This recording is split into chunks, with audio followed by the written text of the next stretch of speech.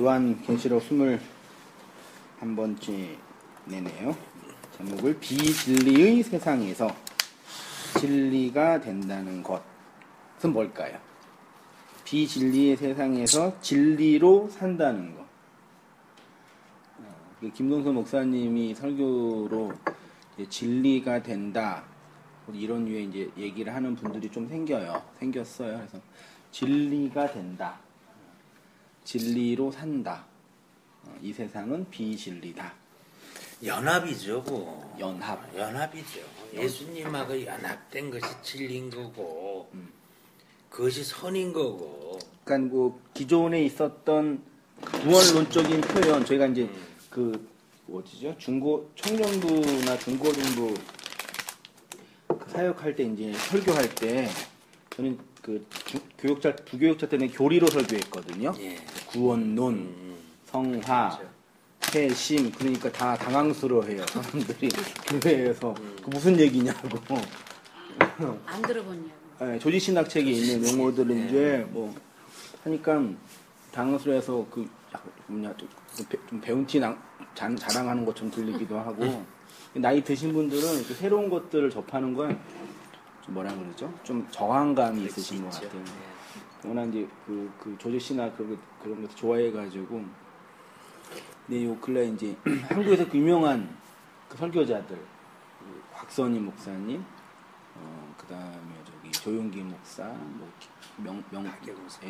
박영선 목사님은 좀 설교가 좀 어려우니까 명성교회 김상 이런 분 설교를 들어보니까요 너무 쉽고 일상 언어를 사용하더라고요.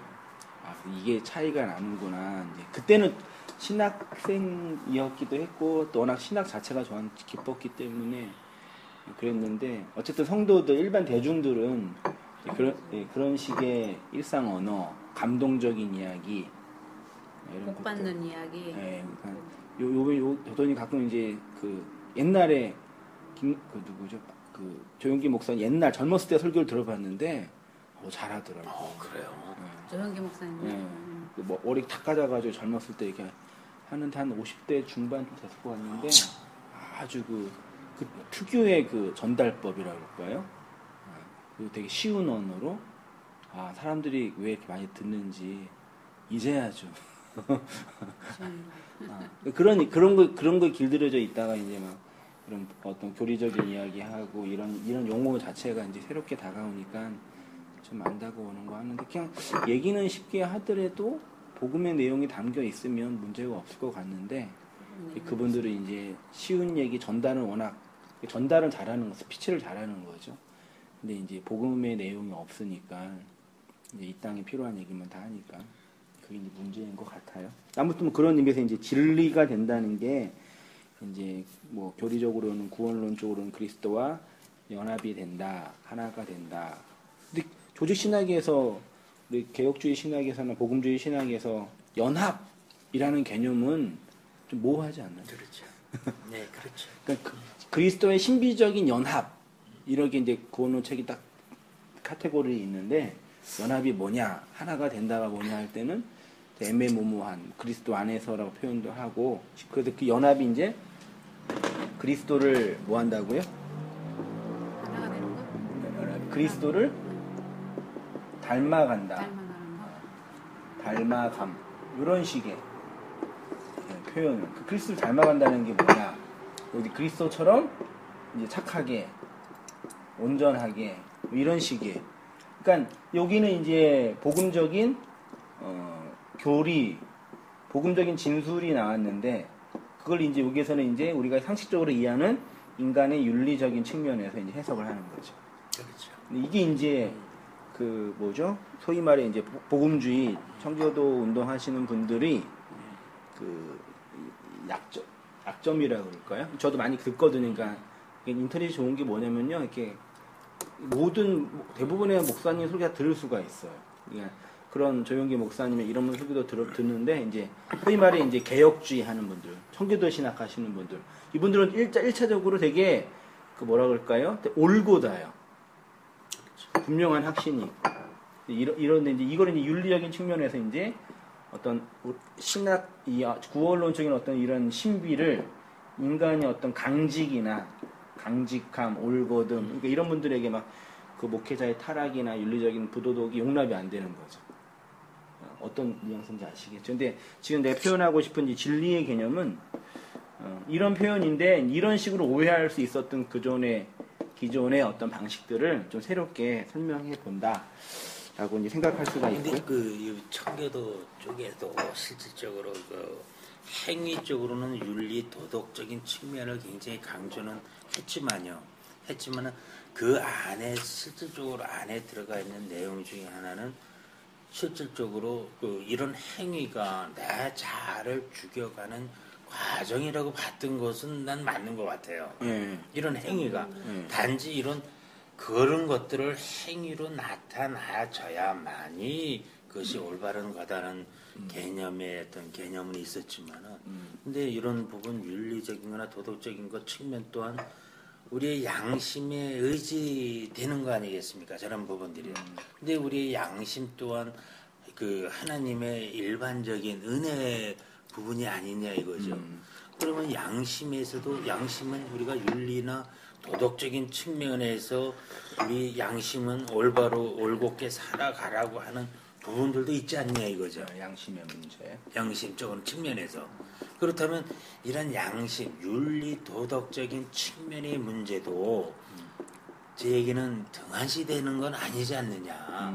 포괄적인 측면에서의 한 부분으로는 끼어지지 않느냐. 그러나 그것은 제일 하위 부분인 거고 실질적인 말씀하셨던 그리스도를 닮아가고 내 자아가 없어짐으로 인해서 그 자아가 죽어감으로 인해서 자아의 안에 그 예수가 들어오는 그것이 하나고 연합됨이라고 본다면은 그 부분을 통해서 행위라는 것은 당연히 내 자아가 죽었는데 그런 행위가 이생의 자랑과 안목의 정욕과 육체의 정욕으로 대변될 수 있겠느냐는 얘기죠.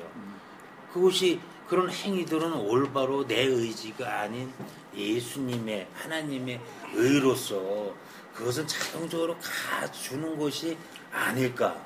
난 이런 생각을 좀 많이 해봐요. 그럼 이제 그 어떤 윤리 도덕적인 문제가 있는 성도나 목회자들이 구원의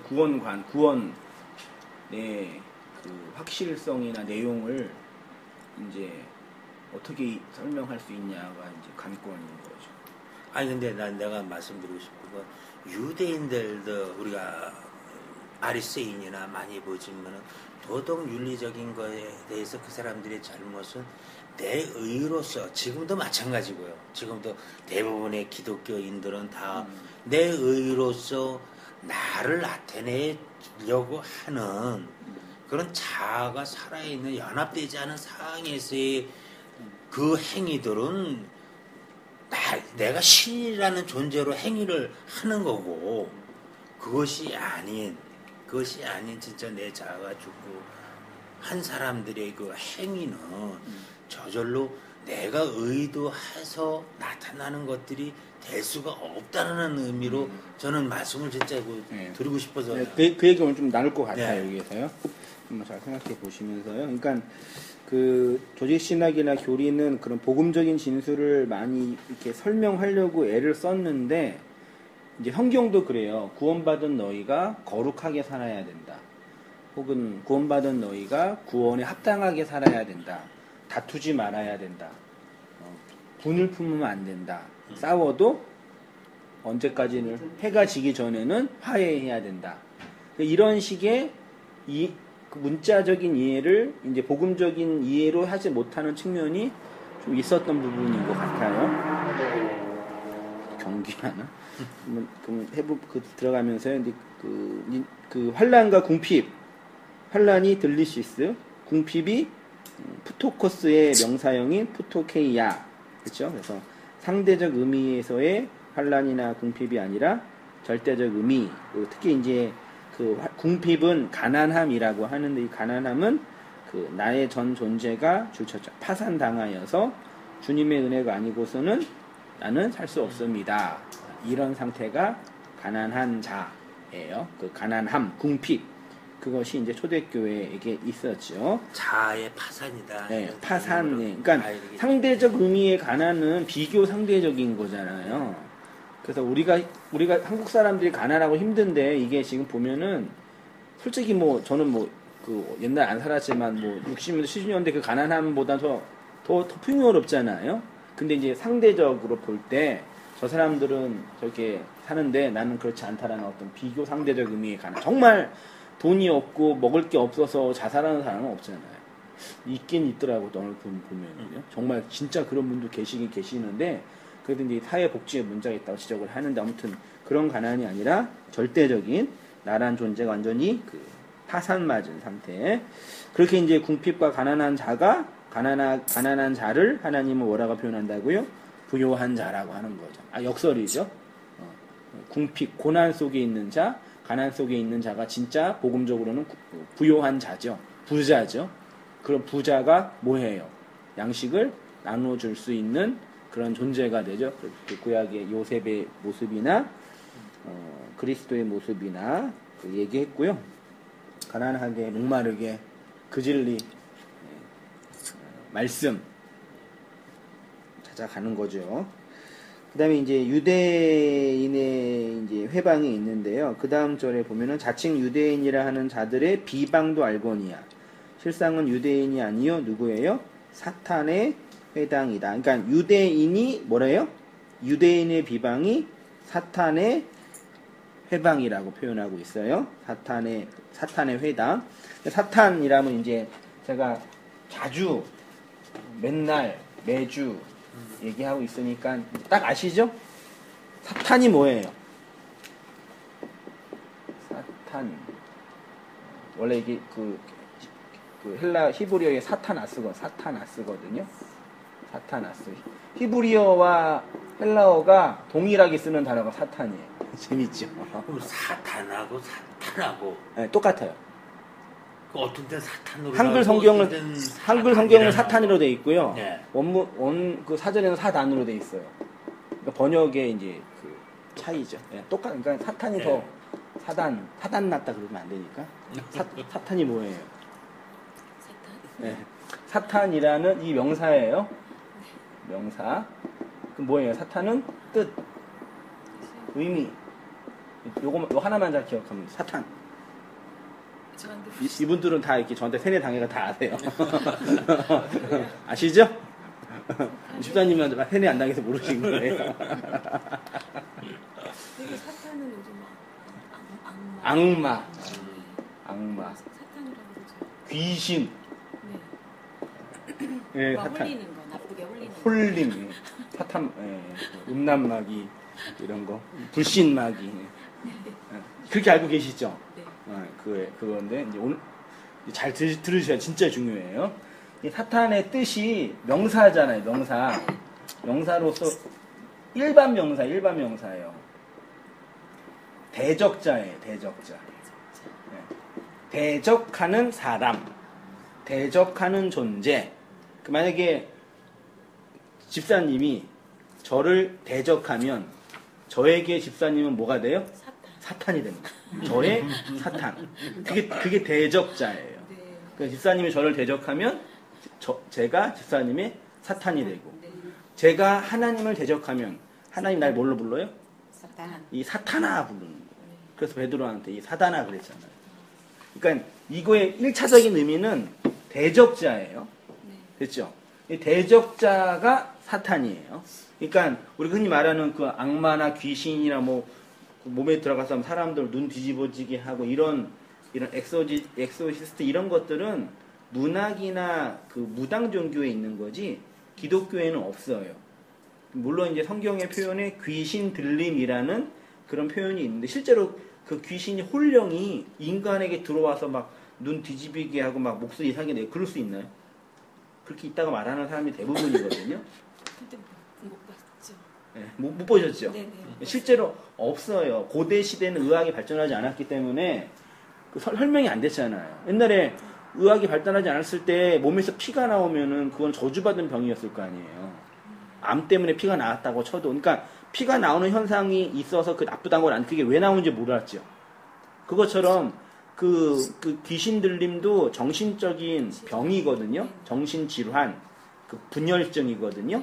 근데 그거를 의학이 발달하지 않았으니까 귀신 들림이라고 한 것도 옛날에는 워낙 무당이나 이런 종교가 많았으니까 그렇게 얘기한 거예요. 근데 그때 근데 저는요, 전에 교회에서요, 목사님들도 보면은 이게 귀신이 뭐 전에 다닐 때도 있다 그래서 만약에 그 선조 중에 어떤 이제 귀신이 다니는데 만약에 관절이 안 좋은 귀신이 딱 그러면 그때부터 관절이 아프고 목사가 그래요? 그런 얘기도 많이 들었어요. 진짜 목사가 그랬어요?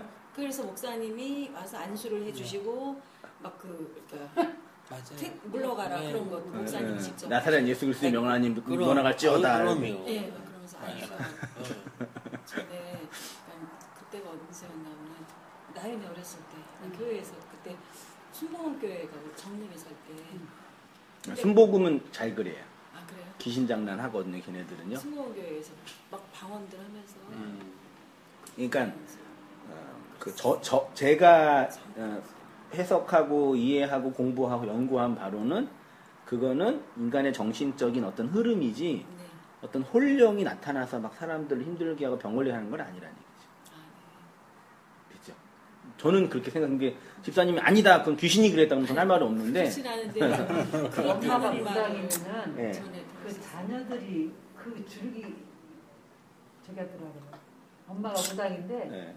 두 집을 봤거든요. 투축한. 그 아들이 전도사를 하는데 내가 그 엄마가 무당했다가 이제 개중에서 권사님도 그랬는데 이제 아들은 이제 신학해서 이제 사역을 하는데 그 신기라고 할까? 네, 신기라는 건 있어요. 네. 그게 예. 내려가더라고요. 그 신기라는 게 어떤 내 밖에 있는 혼령이 들어온 게 아니라 예민함이에요. 네. 인간의 예민함이에요. 그런 사람들이 또 이렇게 뭐라거나 은사 받는다고 그러나? 네. 네. 그런 쪽으로 많이 가요. 권사로 가서. 그러더라고요. 그 신기 있는 사람이 있어요. 네. 그런 사람이 무당도 하고 교회에서 이제 뭐 전도사도 하고 목사도 하고 그래서 막 교회에서 막 그 뭐 예언기도 한다 그러잖아요. 그럼 말도 안 되는 그거 다 구라예요. 다 사기예요. 예수 이름만 넣지. 그냥 사기예요, 사기. 그러니까 뭐 절에서도 그러고 무당도 그러고 하죠. 그냥 다 해요. 종교에서는 다 해요. 근데 기독교는 그건 아니에요. 그러면은 뭐 드라마에도 전에 나왔었잖아요. 동자신이 들어가 있다. 귀신이 들어가 있다. 문학에선 된다고, 그러면은 문학. 백인 신용을 하고 네. 그런데 내가 얘기하는 그 복화도 자기한테 할아버지 신이 들어왔다는 거야. 근데 그 사람은 불교였는데 지금은 이제 몸이 하도 많이 아파가지고요. 그러니까 뭐 신이 내렸는데 그걸 안 받아들여서 뭐 몸을 쳤다 그런 말 하잖아요. 네. 그래서 지금은 교회 다니거든요. 기독교인데요. 엄청 언제 몸이 기회 되면 아파하더라고요. 기회가 되면은 진짜 목사님 설교 좀 들었으면 좋겠어 그 사람. 그러니까 인간의 이 정신이나 이 뇌나 이게 엄청난 기능이 해요, 진짜요. 근데 네. 거기에 의해서 다 결정되는 거예요, 말하자면. 그러니까 결론만 말하면 네. 그런 것들은 인간의 정서나 종교나 문화나 문학이나 시대적 상황에 의해서 인간이 경험한 어떤 정신 질환, 정신 질환은 병이니까 정신 어떤 흐름, 네. 심령의 상태. 그것도 귀신이 사진이 찍힐 수 있어요. 심령 사진 그래가지고 막 인터넷 떠들고 맞아요. 있거든요. 한참. 응. 네. 그 여기 근데 뒤에 그 귀신 찍었는데 있는 하나가 거예요. 귀신이라는 존재가 어떻게 사진에 찍혀요? 걔는 귀신이 아니지. 말하자면요. 그러니까 그런 거죠. 그러니까 그런 것들은 그러니까 성경이 고대에 쓰여진 문서이기 때문에 그런 식의 표현은 있어요. 예수님도 귀신 들린 자를 쫓아냈잖아요. 표현은 있는데 지금 여기서 해석을 하면은 그때 그 귀신은 악한 말에 사로잡혀서 네. 갇혀 있는 상태를 해석을 하는 거죠. 그래서 그러니까 목사나 교사가 그걸 해석을 하는 거죠. 이 성경의 의미는 이런 걸 해석을 하는 거죠. 그러니까 이런 게 지금 보편적인 한국 교회 안에 있는 보편적인 목사와 성도들이 이해하고 있는 귀신론이에요. 이걸 강한 사람이 김기동 베레아합하고 걔네들은 그렇게 얘기하잖아요. 원래 사람의 연수가 창세기 6장이니까 120년이거든요. 120년인데 그러면 80세에 죽으면은 몇 년 차이 나요? 40년 어떻게 해요? 원래 120 살아야 되는 80세에 죽으면 40년을 이 구천의 세상을 떠돌아다니는 거예요. 아, 기독교가 그렇게 한다니까. 이 귀신론이 김기동이요? 그렇게 얘기해요. 그러면은 120년 후에는요? 그럼 이제 넘어가는 거예요. 어디로? 저 너머의 세계로. 김기동이 그런다고 제가 그러는 게 아니라.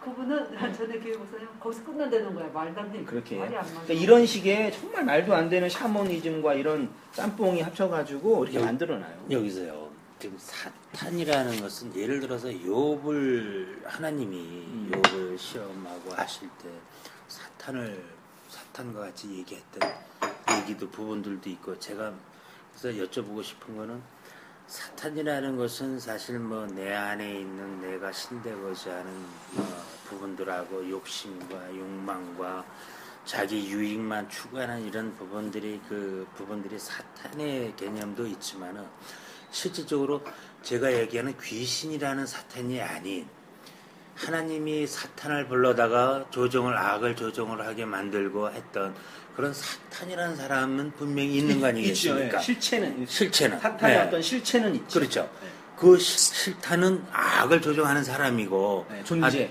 존재라는 자체가 그것이 귀신이라는 것은 아니고 실체라는 건 있고 우리 사탄이는 우리 안에도 나라는 개념의 또 사탄이고 이렇게 보면 되겠죠. 사실 이제 이 영의 세계 있잖아요. 영의 세계 그 이제 타락한 천사 뭐 그런 얘기 있잖아요. 그렇죠. 성경의 이 표현이 되게 애매모호하게 퍼져 있어요.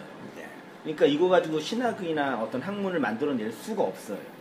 내기도 힘들고 몇 구절 빼가지고 요거 가지고 요거 제가 주장할 수가 없다는 얘기죠. 근데 간헐적으로 있으니까. 그러니까 아까 지금 말씀하신 것처럼 어떤 영적인 어떤 실체는 있어요. 그건 분명히 있지요. 근데 그거를 이제 성경에서는 대적자라고 표현하는 거죠. 대적자라는 사탄이 뭐라고요? 일반 명사로 대적자예요. 일반 명사니까 이제 이거를 의미화해야 되죠. 그래서 그러면 대적한다는 게 뭐냐? 제가 지난주 말씀드렸죠. 정확해요. 대적한다는 게 뭐예요? 하여튼 다 그래요. 이렇게 존재가 하나님이 있고 인간이 있고 가운데 제단이 있어요. 제단. 인간과 하나님 항상 이게 하나님과 인간 항상 제단 사이에 서 있어요. 이게 기본적인 이게 하나님과 인간의 관계거든요. 그러니까 인간이 하나님과 사이에 제단 사이 이게 강물이라고 해서 상관없어요. 이렇게 있죠. 그러면 인간이 하나님을 뭐 하고 있어요? 마주보고 있죠. 마주보고 있죠. 이게 뭐예요? 이게 대적하다. 그렇죠? 이게 대적하면 하나님이 인간이 하나님에게 사탄이 되는 거예요. 대적자가 되는 거예요. 대적자는 죄인이에요. 이게 악이고 이게 심판이에요. 여기서 시작해요. 모든 인간은. 여기 있는 인간이 하나님과 화해하려면 회복하려면 어떻게 해야 돼요? 대적의 자리에서 일로 넘어가야죠. 인간 옆에 있어야죠. 이게 연합. 요거는 재단이잖아요. 이건 피가 뿌려지죠? 피는 죽음이잖아요. 누군가 죽어야지만 내가 하나님과 화해할 수 있다. 그렇죠? 이 심이 대적하고 있는 거예요. 서로. 하나가 되면 일로 넘어와서 연합하는 거죠. 이게 연합이라고 하는 거예요. 이 구도만 이해하시면 돼요. 욥이 여기 있었어요. 그렇죠? 하나님이 여기 있었고 희생자로 자기 의의를 챙겼던 인간이었죠. 그걸 의인이라고 표현해 줬어요. 왜 희생제사로 자기 의의를 챙겼으니까. 근데 이 희생제사로 자기 의의를 챙기는 인간을 하나님은 대적한다고 보거든요. 사단이라고. 그래서 그 하나님의 말씀으로 얘를 공격해서 욥을 공격해서 이를 건너오게 한 거죠. 2배의 복을 받았잖아요. 갑절의 복 건너가서. 왜 저 얘기는 안 해주세요? 옛날 생각이 나는데 올라가가지고 한 곳을 같이 바라보는 것이 되는 상태가 연합이다. 이렇게 난 그게 내가 낚시질 당해서 처음에 와가지고 나 그 얘기가 난 잊혀지지가 않아. 그 얘기가 같이 바라본다 한 곳을 같이 바라본다. 난 잊어먹었구만. 기억력도 좋아. 아니 기억력이 좋은 게 아니라 그 얘기가 난 잊어버리지가 않아. 그래서 넘어와서 하나님과 인간이 한 곳을 바라보는 거예요. 사랑을 흘려주는 거죠. 사랑을 흘려주는 거. 그걸 전도라고. 그걸 신약 성경은 그걸 뭐라 구제라고 그러죠. 그래서 부자는 흩어 구제하면 부자가 된다고. 이 개념. 기존 우리가 이해했던 이 틀 다 무시하는 거죠. 그러니까 구제하면은 뭐 그렇죠. 그런 식으로 말했지. 그러니까 교회가 해야 할 구제는 지금 제가 이렇게 말씀을 이렇게 나눠 드리는 거잖아요. 제 말씀은 아니잖아요. 하나님 저한테 허락한 임시로 주신 하나님 건데 이걸 나눠 드리는 거. 이걸 구제라고 그럽니다. 온 단계는 어떻게 구제해? 교회가 해야 할 구제라고 그래요. 구제 헌금, 그 말도 안 되는 헌금을 내라고 그러고. 이게 말씀을 나누는 거, 이게 구제. 이 자리에 있으니까 이게 구제할 수 있는 거죠. 이 개념 이해되세요? 네. 근데 기존에 있던 틀과는 전혀 반대 얘기를 하니까 네. 반대라기보다는 반대라는 것도 있지만요. 기존 틀은 그 의미를 해석을 안 해줬어요. 반대라고 하면 좀 내가 너무 나쁜 놈 되니까 좀 그렇고 그렇지. 그 안에는 의미가 구제의 의미는 돈 걷어서 쌀 주고 이걸 구제라 그랬잖아요. 그게 아니고 양식을 나누어 주는 거. 사탄은 귀신 뿔 달린 애가 아니라 하나님을 대적하여 내 인간의 유격적인 욕망으로 이 땅에서 왕되고 장사하며 살고 있는 나. 그걸 사탄이라고 해요. 일로 건너와야죠. 근데 모든 인간은 다 한번 이 재단을 건너가잖아요. 죽어서. 요거만 딱 이해하시면요. 성경과 우리 역사가 딱 해결돼요. 해결되면 좀 그렇지만 이게 풀려요. 우리가 왜 이렇게 살아야 되는지. 성경의 의미가 뭐예요? 근데 이것은 그 하나님과 대적한 사이는 구약에서는 이것이 구원을 받는 모식도 아니겠어요, 이게요? 구약에서는요. 네. 즉 하나님께 제사를 대체시키는 동물이나 해가지고 그 대체시키는 제사를 지냄으로 인해서 구원을 받는 거 아니겠습니까? 그렇죠. 이 의미가 뭔지를 알면은 구원받죠. 그렇죠. 이 피가 어린 양이 아니라 그렇지. 예수의 피구나라는 걸 알았으면 그렇죠. 넘어간 거죠. 이것이 말 그대로 욥기가 이런 위치에 있었고 유대인들이 이런 위치에 있었고 바리새인들이 그렇죠. 이런 사두개인 다 이런 위치에 있었던 자들 아니냐 이거죠. 맞아요. 그러니까 맞죠? 이거는 그렇죠. 구약과 신약의 문제가 전 시대예요. 지금 우리 다 그렇지, 이러고 전 있어요. 시대에. 근데 지금도 이런 그 제사를 지냄으로 인해서 내가 열심히 제사를 잘 모심으로 인해서 내가 구원을 받는다는 개념으로 설교를 하는 데가 난 많이 들어봤어요. 아니 거의 다예요. 맞죠? 네, 거의 다 그렇죠. 예수님이 날 위해 죽은 어린 양입니다. 예수님 감사합니다로 끝나죠. 그래서 여기에서 성공하자는 얘기잖아요. 이 재단 아래에서. 그 얘기죠. 여기에서 예수님 피 힘입어 여기 아래의 세상 여기 지옥이거든요. 여기에서 성공하자 그러는 거예요. 근데 복음은 여기에 성공에 상관이 없는데 여기는 일정 기간만 살 수 있는 곳이잖아요. 길어야 100년이잖아요. 조금 더 쓰세요. 120년인데. 저는 싫어요. 지금 20대는 120년이에요. 진짜요? 네. 근데 오래 사는 게 그게 장땡이 아니라니까.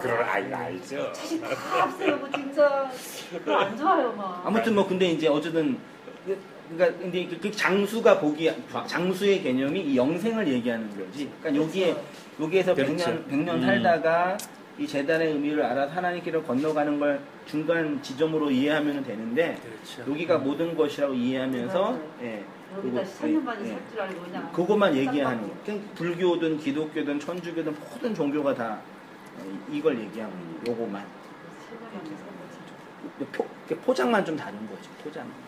이 의미.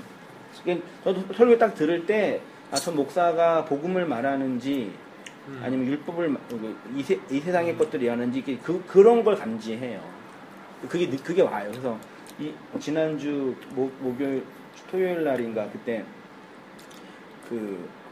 어떤 분이 이제 온당교회 카페에 가입을 해가지고 이런 진리를 전하는 목회자가 있는지 몰랐다. 그러면서 이제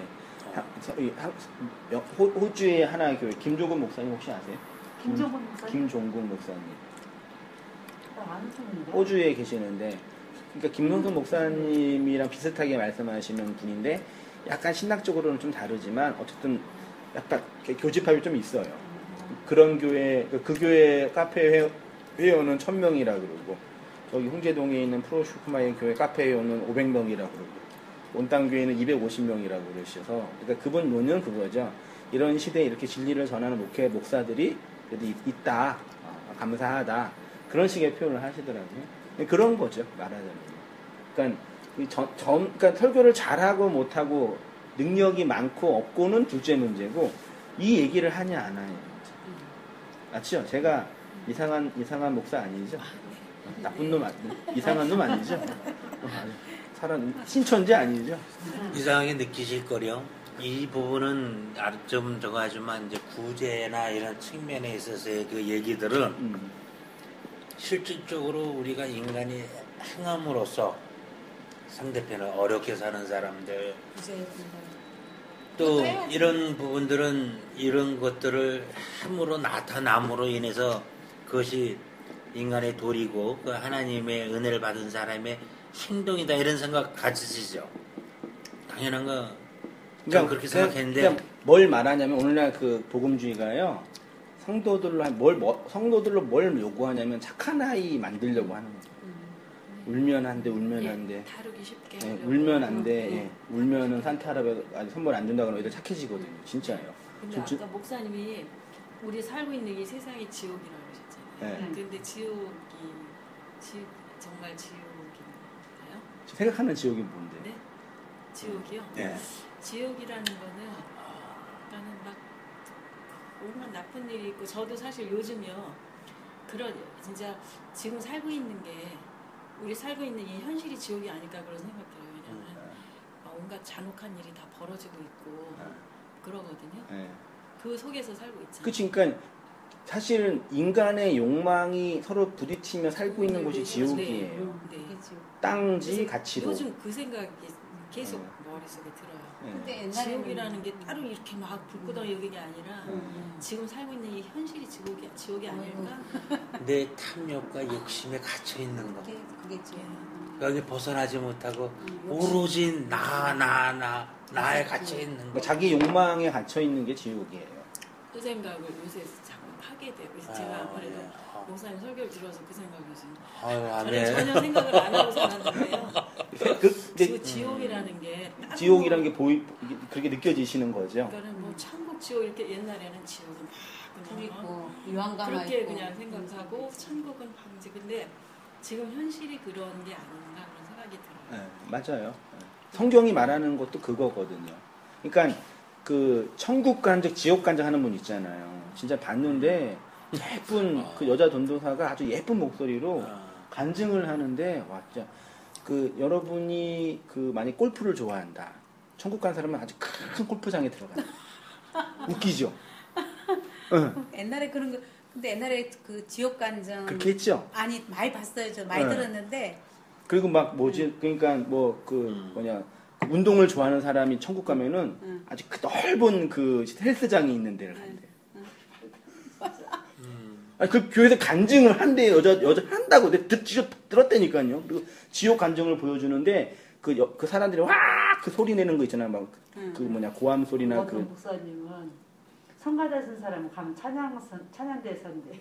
이제 천국 가서. 네. 그러니까 지옥은 그렇게 막 시끄러운 막 불구덩이 막 소리 내는 거 절규. 그 말씀 들은 속으로 그러면 주방에서 봉사한 사람 맨날 가서 술 맞박이네.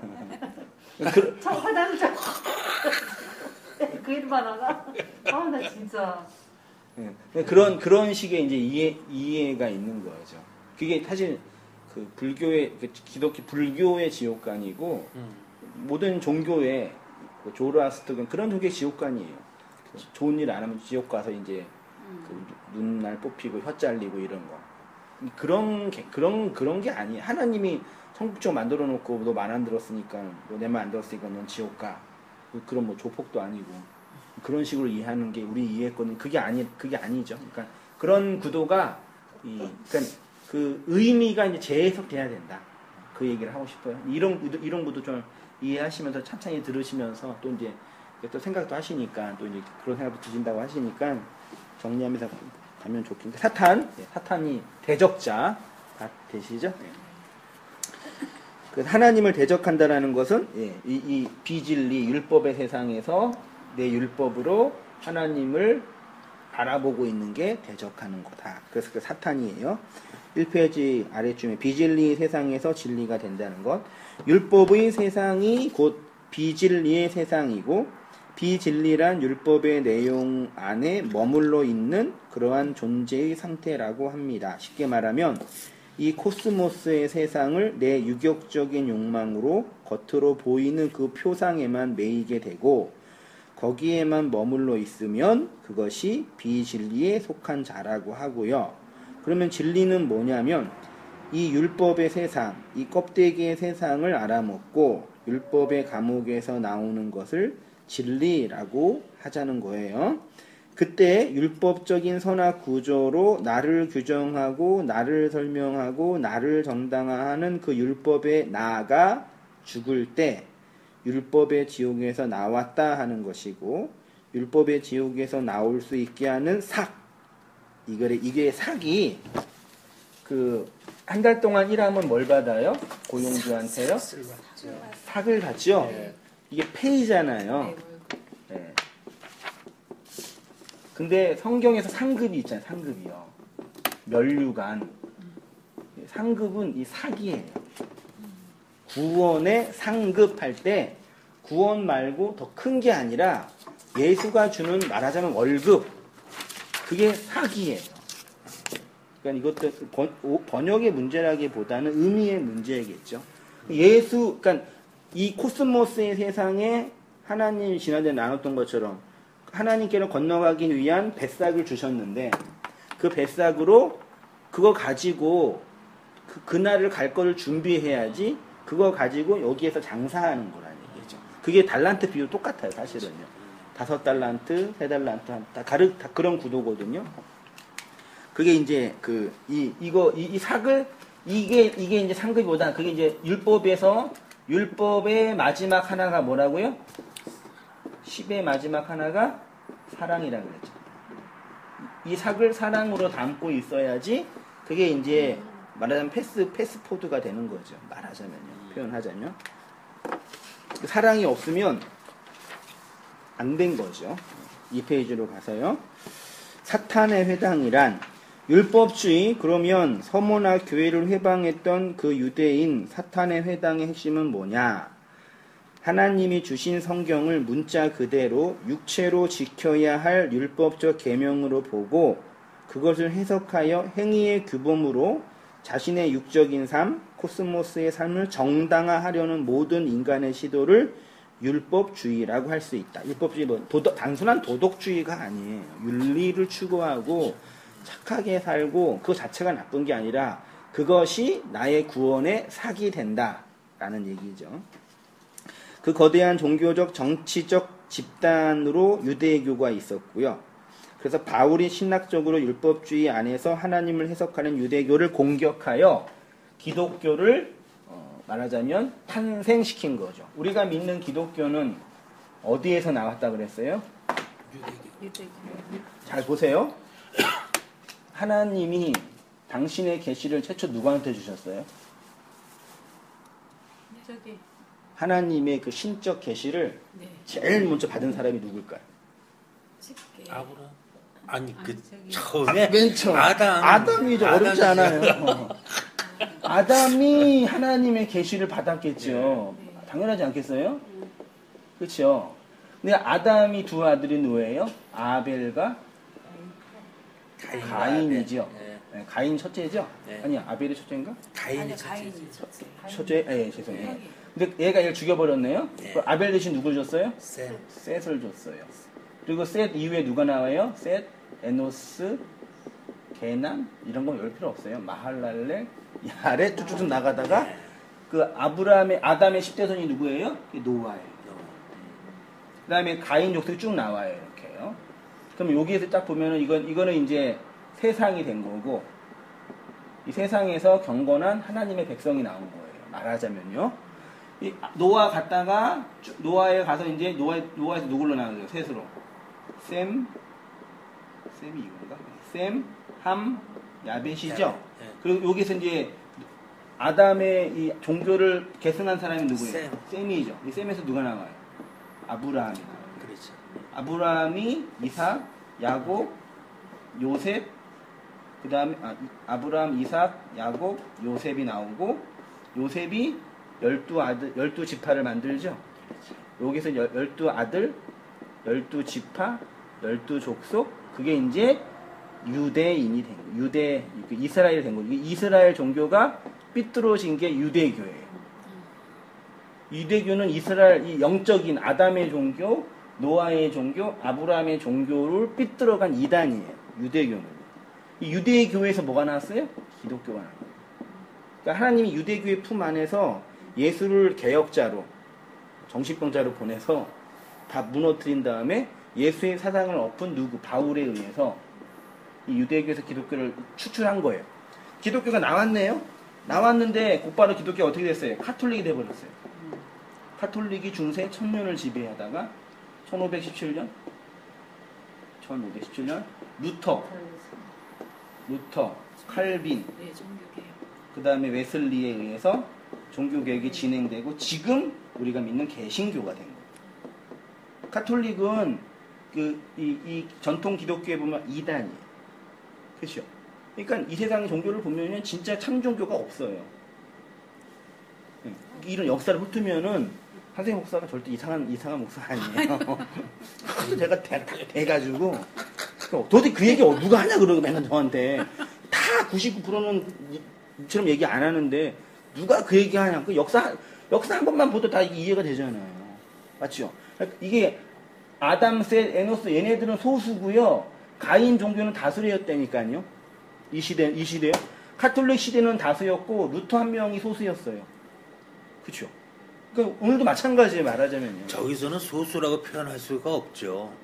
그냥 한 사람, 한 가족이니까. 그럼 소수도 아니고 극소수죠. 없는 거죠. 저기 어떻게 소수라고 해요, 저 라인이. 그때도 세월이 많이 흘렀기 때문에 많은 저기가 있었어요. 아니, 그 사람은 이쪽으로 다 빠진 거라도 그쪽. 거기에 장벽이 가문만 한 가문만 간 거지. 아벨이 셋이 났을 거 아니야, 여러 사람이요. 그 중에 나머지 다 일로 빠지는 거야. 났는데 그 중에 걔는 쭉 나왔잖아요. 계속 하나만 한 줄기만 나오는 거예요. 그 줄기가 이제 예수로 온 거죠. 말하자면 예수로. 그렇게 흐르는 거예요. 이렇게. 그냥 있는 게 아니라. 됐죠?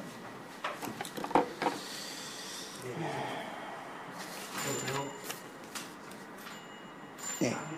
그게 이제 그 초기 이런 시대 속에서 이제 유대교가 율법 종교로 예수를 박해하고 바울을 박해하고 초기 기독교를 박해한 거예요. 그런 틀 속으로 딱 이렇게 있는 거예요. 성경은 오직 하나의 이야기만 합니다. 성경은 무슨 이야기를 해요? 한마디로요? 예수 그리스도와 예수 그리스도에 의해서 만들어지는 누구요? 교회. 다른 얘기는 이 세상에서 행복하게 사는 방법 있어요? 없어요? 있으면 좋겠는데 없어요. 이 세상에서 인간의 도리를 다하는 방법, 부모 공경, 이혼 안 하는 방법 또 없나요? 뭐 자식 좋은 데 보내는 방법 있어요? 없어요? 딱이 없고 그냥. 근데 일주일 동안 이렇게 저희 인터넷 제 블로그를 하잖아요. 좋은 게 뭐냐면 블로거들이 이제 올리는데 다 종교 관련된 블로거거든요. 저는요. 딱 월요일 되면요 한국교회 설교했던 모든 목사 설교가 쭉 나와요. 블로거들이 딱 그거예요.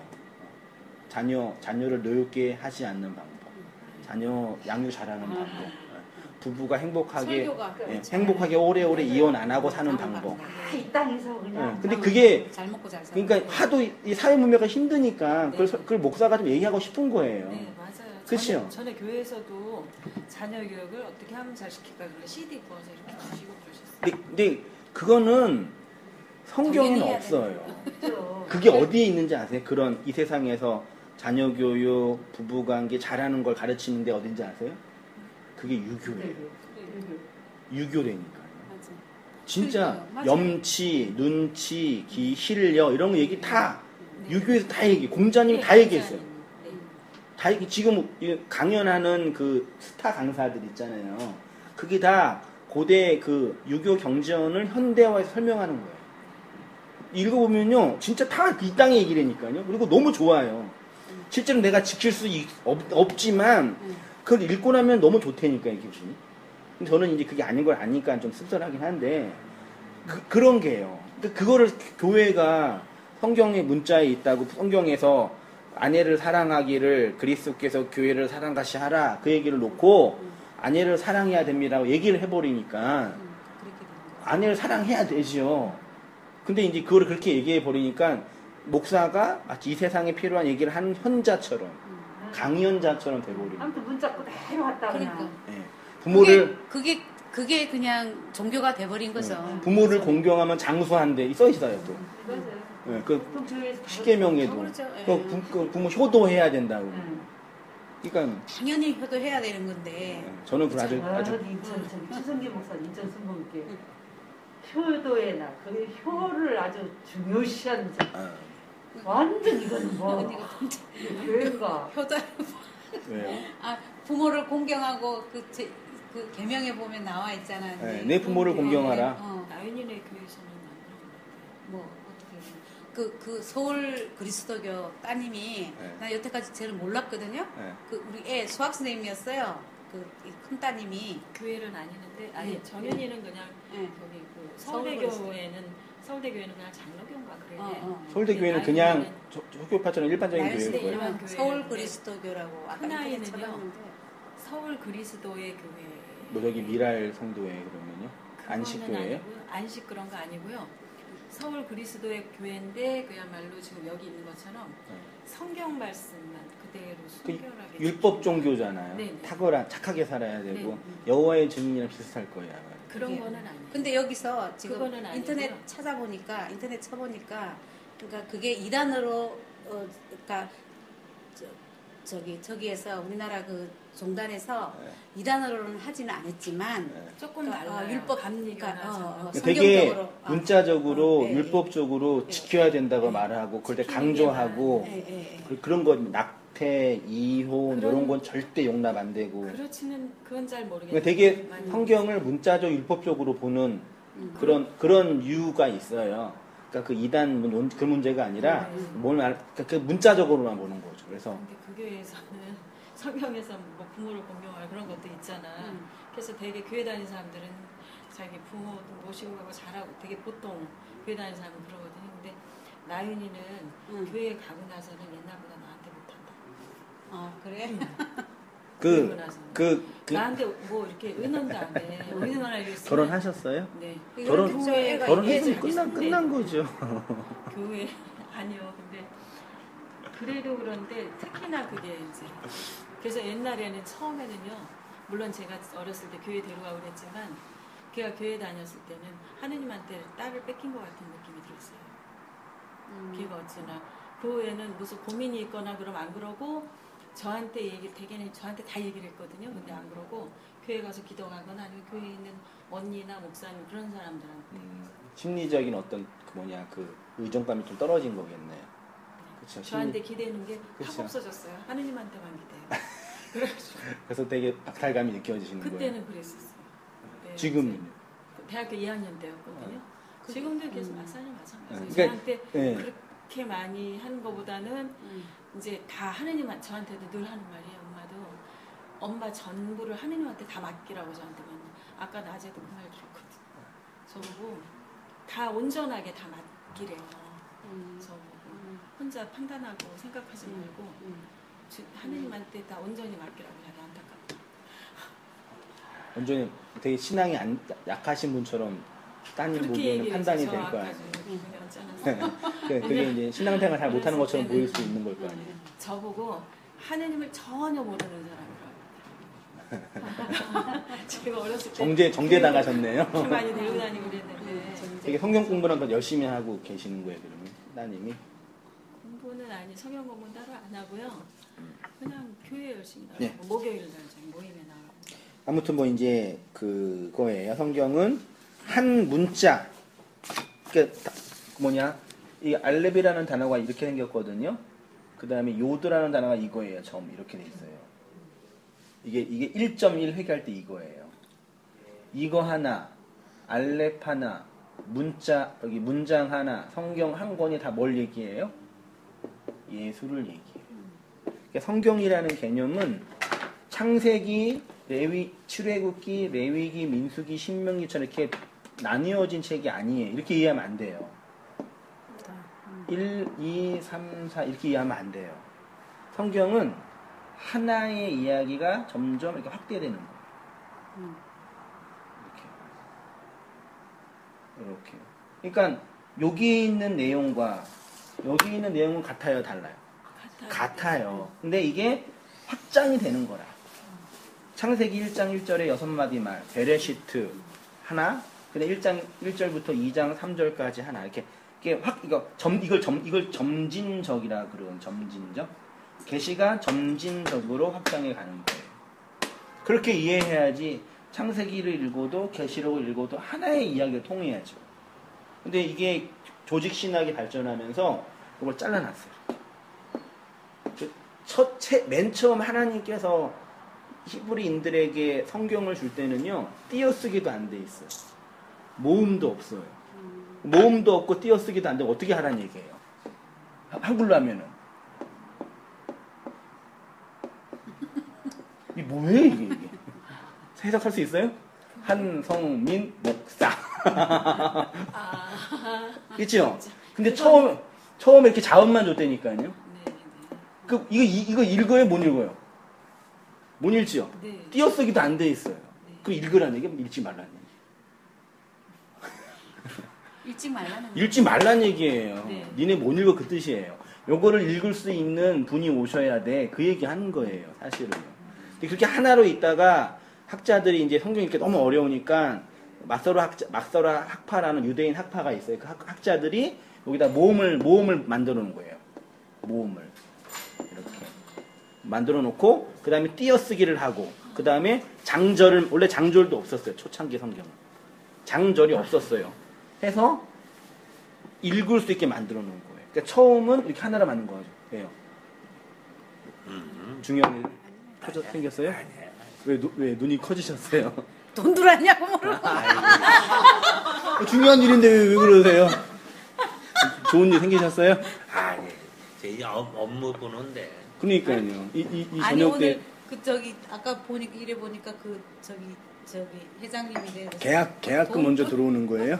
돈 들었냐고 15일이잖아 오늘. 그래서 물어본 거 15일 날 들어온다 그랬거든. 그러니까. 아이고, 네, 알겠습니다. 아무튼 예. 아 이게 중요한 걸 하는데 무슨 거기에 신경을 쓰고 아니 있어. 그래서 15일 날 돈 들어온다 그랬잖아. 그러니까 내가 그것도 중요해요. 아니 전화가 오니까 그분한테 전화가 중간에 오니까 또 전화가 나가셨어. 네, 나가니까 예. 됐나 다시 보다, 이제. 들어와서요. 이제 됐나 보다. 나가신 동안 말씀을 못 들었어요. 지금 기사님이 정이 딴 데가 있었어 지금. 성공을 참석하고 그러면 좀 좋은 일 생기면 좋은데. 그게 왜 안 생길까? 죄송한은 아니고요. 아무튼 뭐 하다가 성경은 그러니까 띄어쓰기 안 되니까 모음도 없었어요. 그러니까 문자 하나만 준 거예요. 전 오늘 사실 제가 목사님 성함을 몰랐거든요. 예. 근데 오면서 차에서 목사님 성함이 오늘 궁금한 거예요. 여쭤볼까 하다가 저는 제가 성격이 엄청 좀 유효한 성격이라서 지내다 보면 저절로 알아주겠지. 근데 딱 알려주시네. 네. 주님께서 저한테 계시를 주셨어요. 이런 얘기하라고. 영성 있어 보여요? 근데 그런 식으로 꼭 자기가 막 꼭 그러죠. 네. 영적으로 저래서 막 좀 있어 보여요, 집사님? 네. 집사님한테 읽어가지고 다 쓴 거예요. 신기했어요. 아까 여쭤보려고 그만 아시고 하나님이 네. 그러니까 성경은 띄어쓰기 안 돼 있어. 이거 기억하시죠? 네. 네. 그러니까 하나만 예수만 얘기한다 얘기예요. 예수에 의해서 구원받는 나만 얘기해요. 딴 얘기는 안 해요. 그러니까 성경 가지고 부부 관계가 좋게 하는 방법, 자녀 교육 잘하는 방법, 뭐 없나요? 사업 잘하는 방법, 성실하게 하는 방법, 게으르지 않게 하는 방법을 얘기하면 안 돼요. 물론 그런 문자는 있어요. 문자는 있어요. 근데 그게 의미를 얘기해 줘야지. 의미를 얘기하라고 교서가 있는 거지. 그거는 진짜 공자님이 다 오래전에 공자님이 다 얘기했어요. 네, 유교에서. 예. 그리고 그 유자를 받아서 조선이 세워졌고, 그 조선도 500년에 다 망했잖아요. 그 유교를 받아들였던 그 조선도.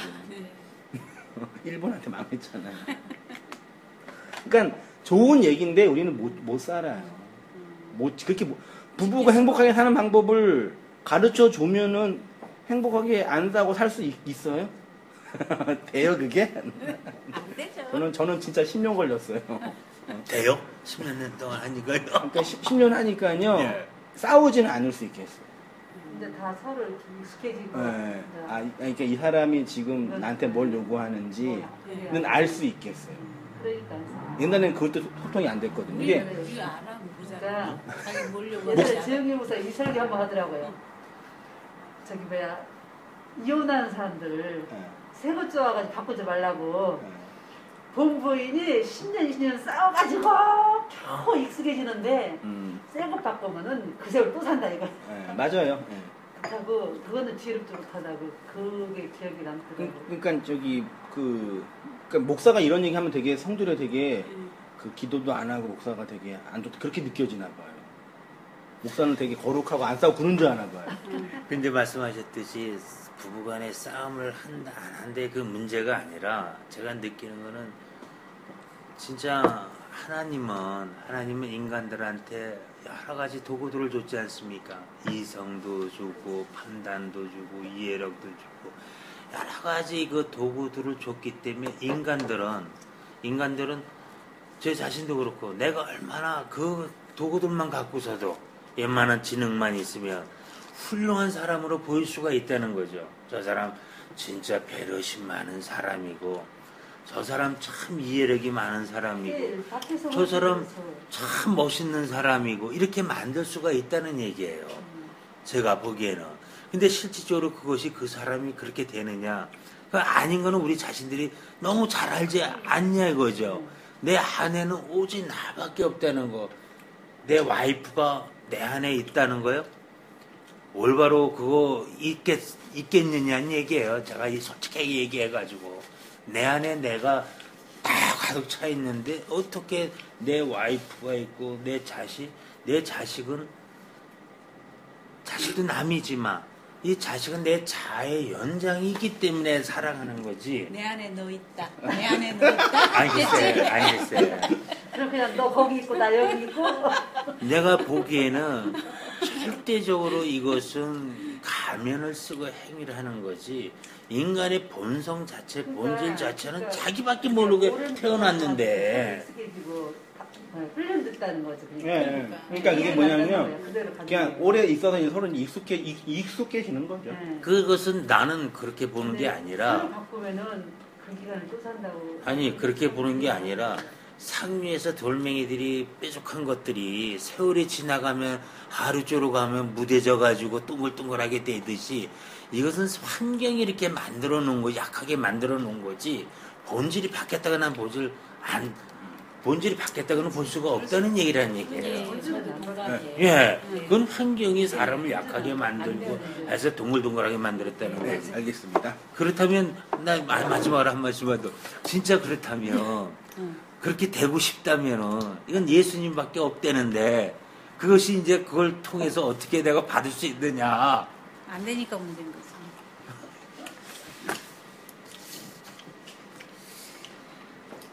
중요한 질문이 이거예요. 여기가 틀렸으면 어떻게 하죠? 이거 보세요. 논땅교회가 전하는 이러한 복음의 진리를 듣는 분들 중에 불안해하고 염려하는 것이 있어요. 뭐냐면 혹 내가 새롭게 알게 된 이 복음마저 비진리로 판명이 되면 어떻게 하지? 라는 얘기입니다. 예를 들어서 이전에 기복주의 안에서 열심히 신앙생활을 했는데 그것이 틀렸다는 것을 알고 그곳을 나왔잖아요. 다시 열심히 신앙을 했는데 그것이 신비주의 교회였어요. 그런데 또 그것이 틀렸다는 걸 알고 나와서 율법주의 교회로 갔어요. 그런데 또 말씀을 배우니까 그것도 틀렸다고 해요. 그래서 나왔어요.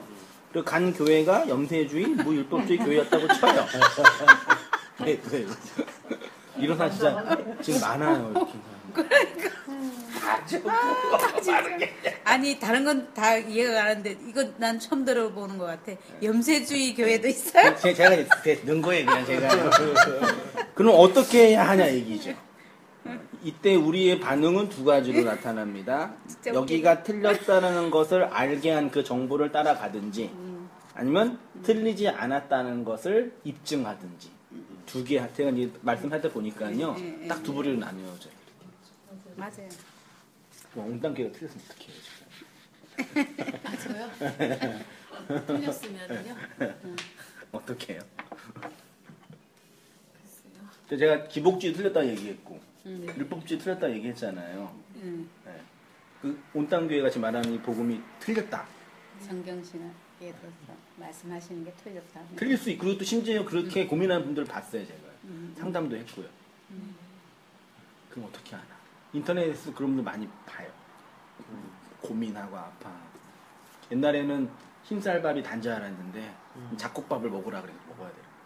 근데 또 보리밥 먹으니까 왜 맨날 바꿔 먹어야 되냐 그러는 거죠. 틀려서 어떻게 해야 되지? 현미밥. 그 현미밥 생각. 우리 현미밥만 먹거든요. 현미밥. 예. 예. 그러니까 우리 아들이 어느 날 지성이가 네. 현미밥만 먹으면은 안 좋다는 거야. 간에 안 좋죠. 그 독소, 그 현미가 응. 수은이 거기 독소가 있다는 거. 수은. 네. 껍질에 이게 있어요. 피에. 현미예요. 네. 그래서 왜 그러냐면은 거기서 벗겨내야 돼요, 그러면. 제가 그거 하나 보내드릴게요. 현미에 대해 실체를. 아, 나지구나. 네, 아무튼 예, 그래서 네. 이게 잘못된지 그러면 네. 안 먹으면 되잖아요. 네. 근데 온땅교회가 지금 나누고 이 복음의 진리가 누군가에 의해서 아마 하여튼 뭐의 어떤 사상에 의해서 이게 변론은 됐는데 이게 비성경적이고 틀렸다. 어떻게 하죠? 지금 현재로서는 틀리지 않다고 생각하니까 여기로 오지. 그럼 나중에 미래에 틀릴 수 있다는 얘기네요. 근데 틀리실 것 같지 않아. 이게 틀리는 게 아니라 목사님 변질되지 않는 이상. 제가 변절될 가능성은 있으니까 상관없죠. 왜냐면 내 변절되면 그냥 떠나면 끝나는 거니까. 그건 중요한 게 아니고. 목사님. 예, 맞아요. 그것은 나는 그렇게 생각해요. 틀릴 수도 있어요. 내가 진리라고 여태까지 생각한 것은 내가 더 바깥에서 보니까 틀린 거야. 내가 더 바깥에서 보니까 이 상황이 틀린 거고. 그렇다면 지금 이 상황도 100% 맞다고 볼 수는 없을 수도 있다는 얘기예요. 단지 저는 하나 믿고 싶은 거는 하나님이 나를 그렇게 끌고 가시는구나. 하나씩 깨닫게 해주시고 그것 때문에 열심히 믿어야 되지 않고 이 자리가 중요하지 않은가 하는 생각이 듭니다. 오늘 말씀 들으니까 지금 이렇게 저가 돌아온 길을 보니까 네. 맞아요. 하나하나 깨달으면서 여기까지 왔더라고요. 거기서 깨우치게 하시고 또 이걸 듣게 하시고 또 그걸 듣고 이렇게 해서 그러고 보니까 그렇게 인도하셨네 여기까지. 그 얘기 이제 제가 말씀 잠깐 깨우치게 하게 하시고. 드릴게요. 우리는 존재적으로 불안하고 불완전하기 때문에 항상 불안과 염려가 있습니다. 그래서 더 깊고 방대한 지식이 들어와 지금 내가 알고 믿고 있는 것이 틀렸다고 하면 또 그것을 버리고 나와야 하는가? 그러면 도대체 진짜 진리란 무엇인가? 이전에 내가 율법주의 안에 있을 때 이것이 진짜 복음의 진리인지 알았는데 나중에 그것이 아닌 것을 알게 된다면 된 것처럼 또 그렇게 다른 것에 의해서 내 신앙이 무너질 것 같은 두려움이 있다는 것입니다. 한생의 목사가 타락하거나 변질이 되는 것 말고 내가 알고 있는 이 진리가 또 어떤 지식에 의해서 공격당하고 그것이 비진리라는 것이 드러나면 어떻게 해야 되는가? 내려갈게요. 그러나 하나님이 유일하신 것처럼 진리도 유일합니다. 유일하지 않는 것은 진리가 아니고 일리라고 합니다. 우리는 일리 있는 이야기를 배우고 믿고 그것으로 내 인생과 영생을 거는 것이 아닙니다.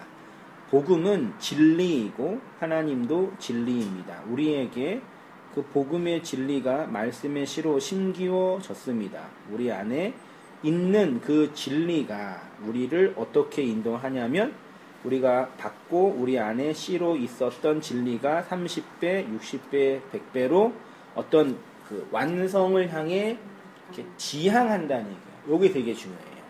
그러니까 진리는 그것 자체로 진리예요. 물 1%, 그러니까 물 이만큼도 물이고 이만큼도 물이잖아요. 진리는 그거 자체로 진리인데 그 진리는 정적인 존재가 아니라 동적이라는 얘기예요. 놀랍지 않나요? 제 블로거 중에 이제 과학이나 이런 인문학의 교회가 깊은 몇 명 블로거가 있는데 오늘 그렇게 썼더라고요. 시간과 공간에서 이제 한 걸 얘기하다가 이 온 우주가 움직이고 있대요. 지금 지구가 공전과 자전을 하면서 어디를 놀아요? 태양을 노니. 근데 태양이 또 지구처럼 돌고 있대요. 예. 네, 저는 예. 놀랍지 않아요? 예. 저는 태양은 안 움직이지 않았거든요. 아니에요. 그리고 태양도 죽어가고 있어요. 네, 태양이 돌아서 이렇게 우주를 이렇게 돌면서 네. 움직인대요. 그게 그러니까 가만히 있. 또 뭐가 하나 있네요. 그러니까 그러니까 우주 그러니까 거대한 우주. 예, 그 태양계가 만약 이 우주 바깥에 이 무슨 개랑 안쪽에 이렇게 있어요. 또 우주 여러 개 우주가 있으니까 뭐 안드로메다처럼 이렇게 거기 또 움직인대요. 그러니까 온 우주가 우리라고 한다면 우리가 갖고 있는 진리는 동적인 게 아니라 어디를 지향해 가는 거예요. 그렇죠?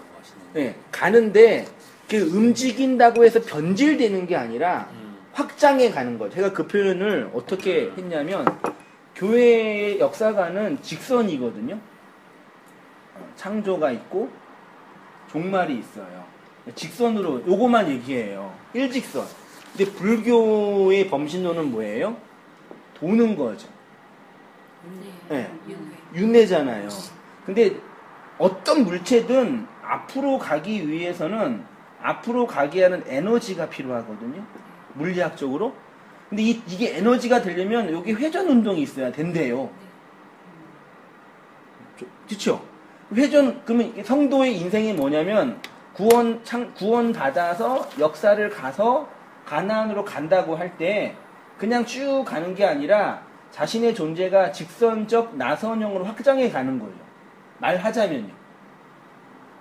그래서 이게 신앙이 쭉 가는데 올라갔다가 내려왔다가 내려오면서 변한 것 같지도 않고 되는 것도 없는데 계속 성숙해 가는 거예요. 이게 그러니까 한 분액으로 이게 미분을 할 때는 이게 별거 아닌데 전체를 볼 때는 움직여 가는 거죠. 그러니까 말씀도 제가 나누는 게 뭐냐면 다 설교가 그 얘기예요. 다른 얘기 없거든요. 근데 이게 결국 우리 안에 들어와서 이게 성장 확장해 가는 모양이죠. 그러니까 진리라는 거는 계시 자체가 어떻게 주어지냐면 점진적으로 주어져요.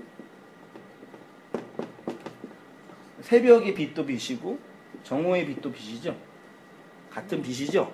우리 안에 진리가 떨어지면 처음에는 희미한 작은 빛이었는데 신앙생활하고 말씀생활 계속하면서 이게 확 커져요. 옛날에는 잘 몰랐었잖아요. 근데 진리가 들어오면 이게 그 얘기 알게 되는 것처럼 이런 동적인 의미가 있다는 얘기죠. 이런 측면에서 볼 때는 여기에 있었을 때의 빛과 여기 있을 때 빛은 완전히 차이가 나죠. 근데 빛으로는 똑같잖아요. 그 얘기, 그러니까 진리로는 똑같아요. 한세희 목사가 타락하고 심지어. 근데 이거는 반드시 동적으로 지향적으로 성장해 가고 확장해 간다는 얘기죠. 그런 의미에서는. 그런 방향으로 가는 거니까 그런 얘기 아까 지금 성도님 말씀하신 그 얘기예요. 하나님께서 나를 그 진리로 이끌어 가신다. 그 우리 본성 속에 있으니까 각자 나누고 고백하는 거지. 이해되시죠? 그러니까 뭐 기복주의가 문제가 있어서 그걸 놔두고 왔다라는 거는 진짜 초보적인 거죠. 말하자면 그러니까 애굽에서 나온 거죠. 애굽에서 그냥 말하자면 그렇게 이제 계시의 점진성이라고 합니다. 읽어볼게요. 진리 자체는 언제나 진리입니다. 그러나 성경의 진리가 역사를 통해서 점진적으로 계시된 것처럼 진리는 우리 안에서 우리의 역사를 통해서 점진적으로 드러납니다. 그래서 진리를 처음 알게 된 사람과 몇십 년 동안 그 진리에 의해 장악당하여 성장하고 성숙해진 사람이 이해하는 그 진리를 분석하면 진리로서는 똑같은 유전자인데 뭐예요? 성장과 성숙의 폭이 다르다. 근데 어떤 사람은 이거를 도덕성과 인격성으로 말하는데 그건 틀렸다. 그러니까 한 부분밖에 안 네, 되죠. 도덕성과 인격성으로 그 진리를 담을 수가 없어요. 이게 되시죠? 그러니까 청교도나 이 율법주의 분들은 회심의 증거가 없으면 가짜다. 이렇게 얘기해요. 그러니까 이제 그러면 내가 하나 좀 여쭤볼게요. 금이 있는데 청교도 쪽에는 비유를 많이 드는 것은 순금의 개념으로 우리가 간다는 얘기예요. 그렇다면 성경 신학적인 측면으로 내가 그것을 대입해서 얘기를 한다면은 우리 안에 어둠이 있는데 이 어둠들이 하나씩 사라져가면서 빛으로 채워질 때 순금 99.9%, 빛 99.9%로 확장돼 가는 거 이것을 얘기하는 건데 그것은 맞는 얘기 아니냐고. 그렇죠. 근데 그거를 이제 이 땅의 윤리성과 도덕성으로 이꼬라 하는 게 문제라. 그렇죠. 이거 그렇죠. 예. 그거는 잘못된 거예요. 그게 문제고 도덕성, 윤리성 나쁘다는 얘기도 아니고, 그러니까 도덕성, 윤리성이 진보가 돼야지만 그 생명이 있는 거라고 하는 게 이제 문제 되는 거죠. 그 얘기를 했네요. 외부의 힘에 의해서 만들어지는 것은 사멸함. 사람의 도덕성과 인격성의 치명적 약점은 외부에서 요구하는 것으로 만들어지는 거예요. 내 안에 있는 진리가 만들어내는 것이 아니. 예를 들어서 어른이 되면 이렇게 해야 돼. 성도가 되면 이렇게 해야 돼. 목사가 되면 이렇게 해야 돼. 그래서 목사들이 다 이게 노력하잖아요. 나중에 이제 어느 환경이 되면 다 터져요. 나중에 어느 환경이 되면 다 터진다니까요. 그래서 막 뭐 본론도 일어나고 돈도 쓰고 터져. 이렇게 막고 있다가 터진 거예요. 그러니까 나이 드신 목사나 성공한 목사가 타락하는 걸 너무 이렇게 불쌍하게 여겨져. 이렇게 터졌구나 그러셔야지. 어떻게 목사가 그럴 수 있냐. 그동안 이렇게 막 억누른 거라니까요. 그 외부의 억압에 의해서. 얼마나 불쌍해요. 어린아이, 산타 할아버지는 우는 아이는 선물. 둘째, 막내는 이게 통해요. 그렇죠. 울면 안 돼. 근데 이거는 언제까지? 12월 25일까지. 26일 되면. 끝. 내년 아직 멀었잖아. 이게 윤리 도덕이라니까. 아니 그러니까 정현이가 어릴 때 맨날 제가 말 안 듣고 너 경찰 와서 잡아가 그랬거든요. 그랬더니 좀 크더니 그러더라고. 경찰 와 울면 잡아가 이랬더니 오라 그래 그러더라고. 어렸을 때는 통한데 좀만 알아보고. 오라 그래. 그러니까 교회에서 성도들한테 요구하는 다 이거라니까요. 참 안타깝죠 그러니까. 자기 성이라고 표현해도 될까요? 그렇죠. 선물에 대한 욕심이 있으니까 그게 통하는 거죠. 성. 네. 자기 성을 애녹성을 쌓듯이. 그렇죠. 그런 거죠. 이런 것은 다 내 안에 들어온 진리가 요구하는 힘과 방향성이 아니라 인간의 윤리, 도덕 혹은 종교가 외형적 구조죠. 내 안에서 만들어지는 것이 아니라 외부에서 굳어지는 거죠. 그러니까 이거는 종교와 신앙을 떠나서 인문학적으로 되게 중요한 거예요. 나라는 존재가 뭐에서 규정되는지 설명이 안 되잖아요. 그래서 돈 없어지고 관계 없어지면 혼자 남으니까 사람이 정신을 못 차리는 거예요. 내가 뭐지? 다 관계 안에서 이 사회 안에서 나라는 존재가 규정되는데 한 20년, 30년 평생 직장생활 하신 분들이 명태에서 다 떨어지니까 완전 바보가 되시는 거예요. 일찍 죽잖아. 진짜 그러더라고요. 일할 때는 그렇게 열심히 했던 분들이 놔두면 진짜 바보가 돼요. 그 직장에서는 이게 존재가 확인됐는데 이제 그거 없어지니까 가정도 들어갈 데 없고. 아무튼 제가 이제 전에 기에서 이쪽 한수방 온 게 작년 4월쯤에 갔다 했잖아요. 그 기간 동안 이제 그런 걸 느꼈어요. 거기 맛을 먹지 못하니까 이 김 목사님 설교를 듣긴 있었어도 이 관계가 그게 안 되니까 그들하고 이게 뭐랄까 말이 안 맞으니까 그게 말이 안 통하니까 말할 것도 없고 말을 안 해도 가면은 그들하고 안 통하니까 손 이따금 마가지고 막 그런 설교에다가 그냥 그러고 얘기를 하니까 기대 못 나가지고 지금 말씀하는 그걸 내가 약간 느꼈던 것 같아요. 그렇습니다. 그래서 외부에 억압하는 힘이 사라지면 그 행위도 사라지죠. 그러니까 그러니까 오늘날 율법주의자들 도덕적 성화가 복음의 핵심이라고 말하는 자들은 성도 안에 있는 복음의 진리가 결국 성도의 외적인 행실로 나타나야지만 그가 가지고 있는 복음이 진짜다라고 말합니다. 그러나 진리가 우리 안에 있을 때 그 진리가 요구하는 행실은 이 세상이 요구하는 도덕성과 다른 차원입니다. 쉽게 말하면 바울은 자기 자신이 받은 복음의 진리 때문에 열심히 열렬하게 성실하게 게으르지 않게 살았지만 열심히 산 이유가 외부에서 요구하는 외형적 요구 때문에 그렇게 산 것이 아니라는 얘기입니다. 어떤 사람이 바울을 칭송할 때 그 안에 있는 진리가 그로 하여금 열렬하게 살게 했다는 쪽으로 말해요. 그러나 그것은 잘못된 해석입니다. 복음의 진리가 바울로 하여금 열렬하게 살게 하도록 이끈 것이 아닙니다. 그 진리는 이 율법의 세상을 부정하도록 이끈 것인데 다른 사람이 보기에 그가 열심히 산 것처럼 보인다는 것이죠. 그래서 그의 외적인 행실을 칭찬할 필요가 없는 것입니다. 마찬가지로 어떤 사람의 인간적인 행실을 존경할 필요가 없는 것입니다. 인간적 평가가 의미 없다는 것이 아니라 그 행실로 진리를 평가하지 말자는 것이에요. 하나님은 그것으로 그를 판단하지 않으셨기 때문입니다. 그 바울이 성실하고 열심히 교회 개척 사역을 열심히 해서 성공했잖아요. 사역적으로는요. 하나님이 바울을 평가할 때 그걸로 평가하셨겠냐고. 교회 몇 개 짓고 성경 몇 개 만들고 그걸로 하나님 평가했겠어요. 바울. 우리는 그렇게 평가하잖아요. 그래서 자신의 행위가 그 평가에 의해서 그러니까 이게 뭐가 문제냐면요. 이걸 판단을 안 해야지만 이 땅에서 사람들이 평가하는 그 모든 것을 뭐 할 수 있어요? 자유로. 그러니까 도덕이 뭐가 나쁘냐면요. 한동안 한국 사회에서 유명한 책이 칭찬은 고래도 춤추게 한다가 있었잖아요. 되게 무서운 거예요. 심지어는 좀 심각하게 표현하면 그건 학대에 가까워요. 너는 착해야 돼. 계속 키우는 어렸을 때부터. 너는 공부 잘해야 돼. 장남이 공부 잘해야지. 그러면 그게 계속 쌓여요. 그래서 그게 나는 공부를 안 하면 나쁜 인간이 돼버려요. 얼마나 무서워요. 근데 난 역으로 진짜 그 사람은 진짜 신학을 진짜 아는 사람이다. 나 이렇게 볼 수가 있지 않느냐. 그 저자요? 그렇죠.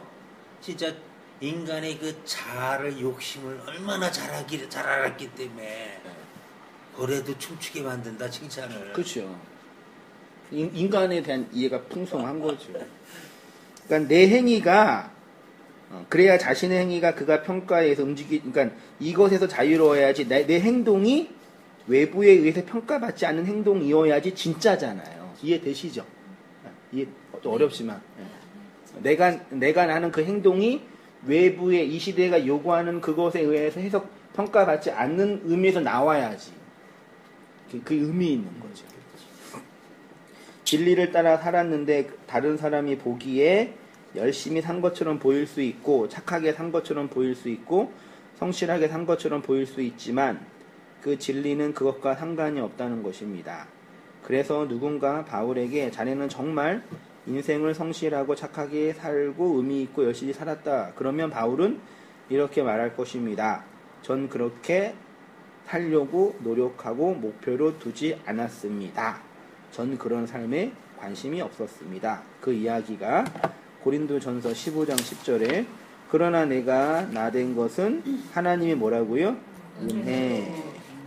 내게 주신 그 은혜가 헛되지 아니하여 내가 모든 사도보다 아무도 그렇습니다. 그 다음에 마태복음 25장 31절에 한번 이거는 돌아가면서 9절씩 읽어보겠습니다. 저 먼저요. 인자가 자기 영광으로 모든 천사와 함께 올 때 자기 영광의 보좌에 앉으리니 모든 민족을 그 앞에 모으고 각각 구분하기를 목자가 양과 염소를 구분한 것 같이 하여 양은 그 오른편에 염소는 왼편에 두리라.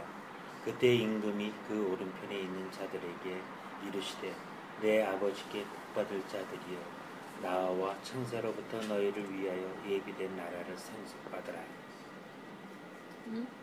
35절이 35절.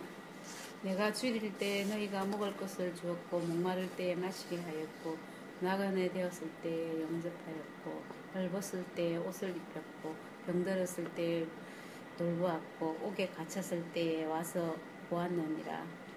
이에 의인들이 대답하여 이르되 주여 우리가 어느 때에 주께서 줄이신 것을 보고 음식을 대접하였으며 목마르신 것을 보고 마시게 하였나이까. 어느 때에 나그네 되신 것을 보고 영접하였으며 헐벗으신 것을 보고 옷 입혔나이까.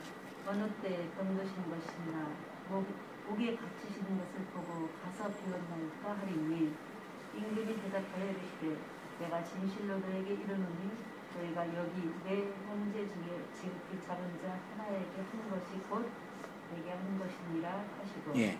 여기에서 이제 보면은 자기가 한 행동을 그게 행동을 했는지를 기억 못하고 있어. 무슨 말씀인지 아시겠죠? 자기가 한 행동이 하나님께만 기억되는 행동이었다니까요. 그래서 이 땅에서의 평가가 없었던 거예요. 근데 하나님은 그것만 보신 거예요. 반대 사람. 내가 주님을 위해서 요것도 하고 요것도 했는데 왜 날 안 봐주세요? 그러니까 주님이 모른다 그랬잖아요. 넘어갈게요. 세상은 진짜 그리스도인을 알아보지 못합니다. 되게 중요합니다. 그러니까 진리를 받아서 그 진리로 비진리의 세상에서 나오는 삶을 살아가는 성도는 세상의 눈으로 보이지 않습니다. 세상이 그를 판단하거나 평가할 수가 없습니다. 인간이 하나님을 인간의 도덕성으로 평가할 수 없듯이 말입니다. 세상에게는 진리가 발각되지 않습니다. 진리는 오직 진리가 있는 자에게만 발각됩니다. 그래서 세상은 진짜 그리스도인들을 알아보지 못해요. 여러분 안에, 우리 안에 그 진리를 세상이 보았다면 그가 그 진리가 있다는 증거예요. 어때요? 우리 정현 형제나 지성 형제는 엄마 아빠의 신앙에 대해서 어떻게 바라고? 정현이는 그래도 신앙관이 서 있다고 보는데 지성이는 이런 게 기독교라는 것은 조금은 정현이는 조금은 오더라고요. 그게 있는 거잖아요. 예, 그러니까 근데 어쨌든 지성이는 이쪽 시각으로 바라보질 못해요. 안 보이는 거예요. 안 보이는 거예요. 그러니까 엄마 아빠가 안 보이는 거죠. 신앙에서 만지들은 엄마 아빠가 안 보이는 거죠. 그게 세상에서 안 보이는 거예요. 그게 창세기 5장 22절 아래 각주 2번 보세요. 무드셀라를 낳은 후 300년을 하나님과 동행하여 자녀를 낳았으며 에녹이 하나님과 동행하더니 하나님이 그를 데려가심을 세상에 있지 않. 이게 안 죽고 올라갔다는 얘기가 아니라 그 진리가 그 안에 들어가니까 세상이 그 사람을 못 보는 거예요. 그렇게 얘기할 수가. 죽음을 경험하지 않고 올라갔다는 얘기가 아니라 그러니까 그렇게 예. 알아. 지금까지 아니 그렇게 아니라도 이렇게 또 해석하는 것도 아니 처음 들어보고. 안 죽고 그러면 뿅해서 천국에 올라간다는 게 뭐예요 도대체? 난 진짜 무슨 성경을 신화로 읽는 것도 너무 심해 이게. 이 무슨 말이 돼요? 그래서 우리도 이렇게 믿음이 좋으면 죽지 않고 올라갈 수 있다는 얘기예요. 그러면요? 한번 죽은 것은 사람에게 정한 것인데 그러면 이거는 하나님의 그 말씀에 의해서 이건 벌써 이게 문제가 말씀이 충돌을 하잖아요. 그렇죠. 한쪽에서는 모든 인간은 죽는다 그래놓고 한쪽에서는 안 죽여놔. 그 말이 안 되잖아요. 무슨 하나님이 그래요. 그러니까 진짜 그 진리가 그 사람에 있으면 세상이 진리 있는 나를 발각. 예수님 모르는 복음을 알지 못하는 제 주위의 친지들은 저를 뭘로 봐요? 개척교회 가지고 더럽게 고생하고 있는 목사로 봐요. 다른 건 개고생. 안 보여요. 쟤 뭐하고 저러고 살아? 왜 저러고 살아? 이렇게 보지 그 안에 있는 내용은 못 본다니까요. 그게 성도에게 고난이라고요. 근데 그를 데려갔다 그러면 죽은 거예요. 원문에는 이렇게 안 돼요. 데려가다는 의미가 이렇게 끄집어냈다는 의미도 있지만 다른 의미도 내포돼. 성경 의미는 너무 풍성하거든요. 그러니까 한글로 딱 보면은 그 데려가심으로 세상이 있지 않다라고 표현했으니까 이렇게 데려갔다라고 말할 수 있는데 의미로는 그러니까 문자적은 그러는데 의미를 하나하나 연구해 보면은 그 데려가다의 의미가 그런 의미가 아닌 거죠. 그래서 세상이 그를 데려갔다 그래도요. 아무튼 그렇습니다. 그 세상은 진짜 그리스도인들을 알아보지 못해. 그러니까 진리가 있는 사람에게만 감지돼요. 그렇죠? 진리는 그 진리가 있는 사람에게만. 그러니까 누구 막 열심히 예수님 믿어라고 설득하고 말씀을 가르쳐야 되고 또 좋은 모범을 또 보여줘야 되기도 해죠. 물론 좋은 모범을 보여준다고 예수님 믿을 것도 아니니까 뭐 그것도 그렇습니다. 또 보여줄 게 뭐가 있어요 우리가. 나 보면 넌 예수 못 믿어 그럴 것 같는데 너는. 아유 너무 적나라하게 얘기하지 마세요. 우리 집사님 또 오해하실다. 어릴 그러니까 내가 착하고 반듯하게 살아야지만 저 사람이 내가 믿는 예수를 믿는다 라는 구도는 틀린 거예요. 예수는 그렇게 믿을 수 있는 형제 구하기가 진짜 번식이 힘들잖아요. 네. 그런 거 보면서 그건 아니다 싶더라고요. 그러니까 남을 구원하고 저 그냥 막 가서 이러는 거 보면서 자기 형제들은 엄청 이러거든요. 자기 부모도 안 들어가고 형제도 안 들어가고 그 나는 구원하고 있다고. 그거 아니더라고요 진짜. 아무튼 뭐 정말 열심히 사시네요 있죠? 한승희 목사가 열심히 말씀 사역을 합니다. 그래서 어떤 사람에게 아주 열심히 일하는 사람처럼 보일 수도 있습니다. 저의 외적인 행위를 보고요. 그런데 내 안에 있는 그 진리는 보지 못해요. 왜냐하면 그가 비진리에 속한 자이기 때문에 그러합니다. 그러니까 어떤 목사가 자네는 정말 열심히 목회사 하고 있어 라는 말을 할 때 그 열심히 한다는 개념은 저희가 말하는 열심히가 다른 거죠. 물론 인간적으로 외적으로 죽도록 해요. 그래서 진짜 꼴딱꼴딱 할 때가 있거든요. 근데 그거로 진리가 평가되는 건 아니란 얘기죠. 모든 것이 선이 되는 것입니다. 비진리와 진리의 관점에서 온땅교회는 진리입니다. 그리고 진리를 향해 가고 있습니다. 그것은 여러분도 마찬가지입니다. 그러니까 비진리가 틀렸다라는 것은 결과론으로 틀린 것이 과정론으로는 반드시 필요한 거예요. 그래서 진리 입장에서 비진리도 선이 되는 거죠. 그런데 그 말은 진리에 속한 자만 할 수 있죠. 강을 건너와야지 강 건너편에 있는 게 의미가 있는 거였죠. 이해되세요? 그러니까 군대에 있는 사람에게는 군대가 지옥이지만 군대에 지나간 사람에게는 추억이잖아요. 지금 막 군대 들어간 사람 죽으려고 그러는데 우린 때 저기 예비역은 추억이잖아요. 나는 뭐 이랬다라고 또 이렇게 하잖아요. 네, 그거예요. 성공한 사람에게는 실패가 추억이 된다. 실패잖아요, 그것들이. 강을 건너오니까 좋다라고 할 때 그것은 강을 건넌 자만 평가할 수 있는 것이지 건너지 못한 사람은 하지 못합니다. 진리 입장에서 비진리는 과정이 되고 수단이 됩니다. 그래서 모든 것이 선이 되는 거예요. 혼인을 금하고 어떤 음식을 먹지 말라고 할 터이나 음식물은 하나님이 지으신 바니 믿는 자들과 진리를 아는 자들이 감사함으로 받을 것이니라. 하나님께서 지으신 모든 것이 뭐예요? 선. 하나님이 지으신 모든 것이 선이래요. 악은 없대요. 그러니까 그것의 의미를 알면 그게 선이 된다고요. 뭐 할게요. 지적인 허영심과 냉소적인 염세주의. 진리를 추구하는 우리의 입장에서요. 주의할 것은 지적인 허영심과 냉소적인 염세주의입니다. 또한 비진리에 속해서 여전히 율법적 행위로 자기를 정당화하고 있는 영혼들을 대하는 냉소적이고 하대하는 태도. 진리에 속한 사람은 비진리의 세상과 사람들을 인하여 잘 가르치는 기술과 실력이 필요합니다. 어린아이 돌보듯 그들을 품고 다룰 줄 알아야 합니다. 부모가 아이를 돌보고 가르치듯 말입니다. 사람이 학문을 배우지 않고 세상의 이치와 염치와 눈치를 배우지 못하면 짐승이 됩니다.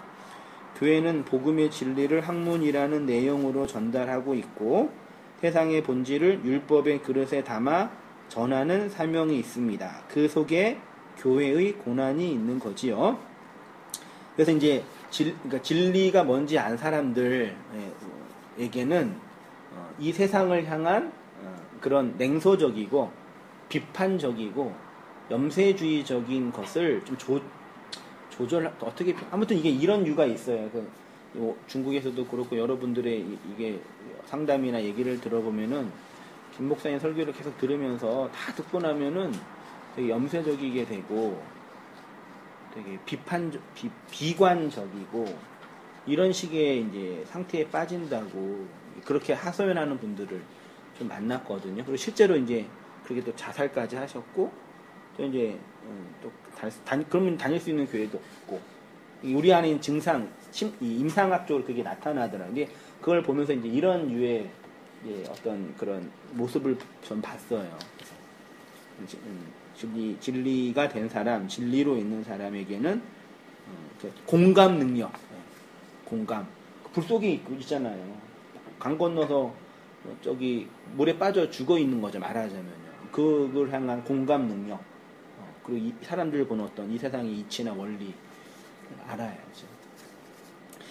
진리는 점진적으로 우리 안에 성장합니다. 성경 자체가 복음의 진리를 점진적으로 반복적으로 기록하고 있기 때문에 그 복음을 알고 있는 우리에게는 한 번에 심기어진 그 진리가 점진적으로 성장하고 성숙해 가는 과정이 있습니다.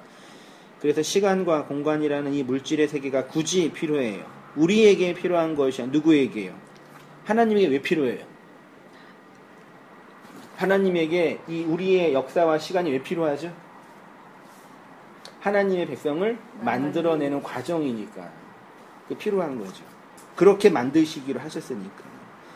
새벽의 희미한 빛도 정오의 밝은 빛이지만 새벽의 희미한 빛도 빛이고 정오의 밝은 빛도 빛이지만 그 강도와 영향력이 다른 것처럼 우리 안에 심기운 그 진리의 빛이 점진적으로 강하게 빛나게 됩니다. 복음의 진리는 그렇게 우리 안에서 하나로 들어와 내 육체와 마음과 인생과 역사의 못자리에서 자라 오롯이 드러납니다. 그래서 이제 심기어서 그 조그만 심어서 자라게 한 다음에 다 자라면 이제 걷어가지고 곡간에 집어넣잖아요. 그래서 그 자라는 과정이 필요하다는 얘기죠. 우리 인생은 그 과정이라는 얘기죠. 그래서 진리를 받은 자는 점점 내 유격적 욕망과 악마적 자아가 내가 그 욕망 덩어리였구나, 내 안에 악마가 있구나를 확인하면서 그게 죽는 거죠. 그걸 이제 인생 속 경험하면서 빨리 오라 그러면 빨리 가는 거고요. 좀 오래 살아라 그러면 오래 사는 거고요. 그렇게 가다가 이제 가는 거죠. 끝났습니다.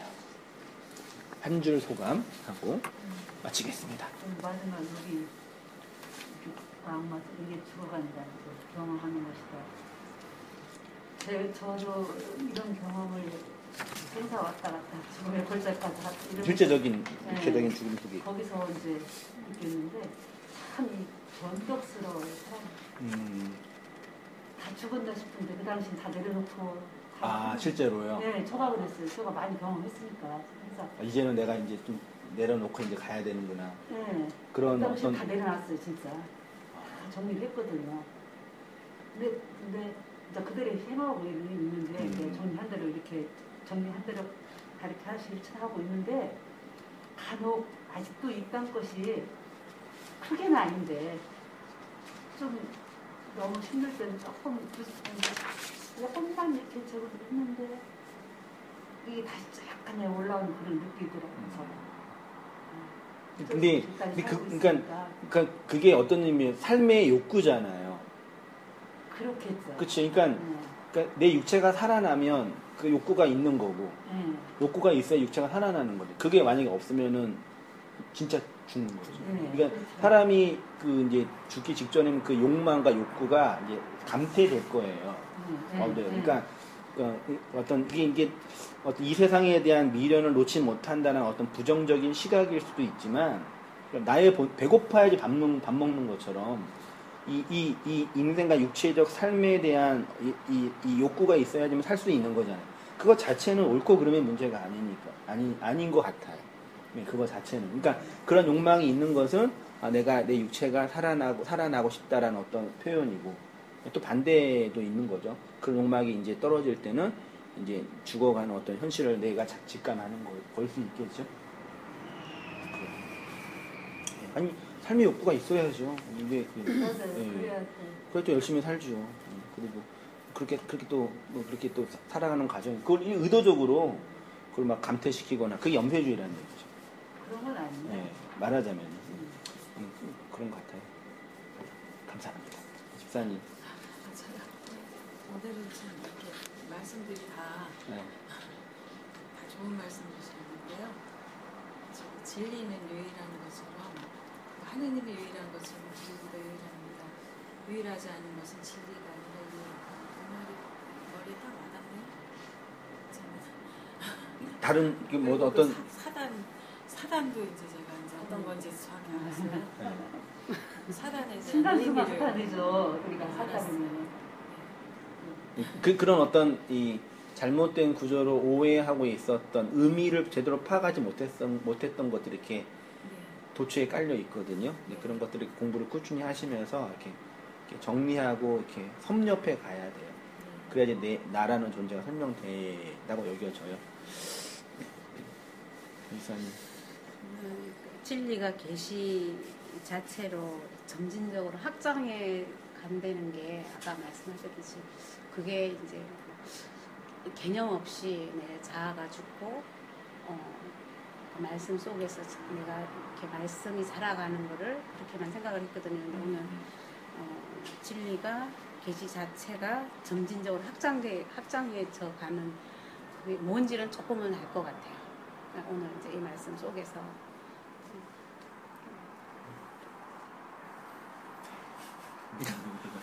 잘하셨습니다. 오늘 느낀 것들 중에 실질적으로 경험되어지는 것들 내 안에서 이런 것들이 오늘 목사님을 통해서 많은 것들을 느끼고 또 좋아하는 이유 중에 하나가 목사님 같은 경우에는 실질적으로 경험해 가는 그 과정들이 보여줄 수 있고 직접 경험해 보니까 그렇죠. 그런 것들이 와닿는다는 얘기예요. 호랑이를 만나야죠. 호랑이 얘기를. 이게 왜 이것이 실질적으로 일반적인 목사님들은 관념적인 개념에서의 얘기들을 많이 하고 추상적으로 얘기를 많이 하고 이런 과정들을 겪어가면서 했던 그런 것들을 마음에서 우러나오는 얘기들이 아니더라는 얘기를 내가 많이 느꼈거든요. 옛날에는.